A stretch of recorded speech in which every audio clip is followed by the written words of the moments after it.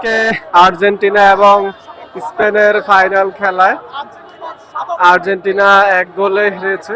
আজকে আর্জেন্টিনা বলতে গেলে খুবই বাজে খেলেছে এই বিশ্বকাপের মধ্যে, খুবই বাজে। আর্জেন্টিনার সাপোর্টাররা খুবই হতাশ, তারা খুবই হতাশ, সবার মন খারাপ যে এই আর্জেন্টিনার কাছে তারা এমন খেলা ডিজার্ভ করে না।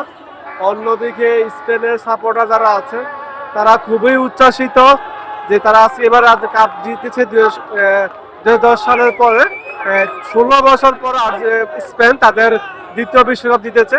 সেই জন্য হচ্ছে স্পেনের সাপোর্টার অনেক বেশি হ্যাপি, বাট কিন্তু আর্জেন্টিনার সাপোর্টার খুবই মন খারাপ। তারা আজকে এই খেলা থেকে খুবই হতাশ যে তারা আর্জেন্টিনার সাথে এই খেলা ডিজার্ভ করে না।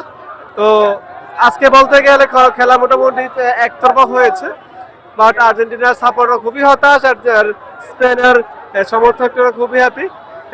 ধীরে ধীরে হচ্ছে টিএসসি খালি হওয়া শুরু হয়েছে, অনেকেই বাড়ি ফিরে যাচ্ছে আর্জেন্টিনা খেলা দেখে।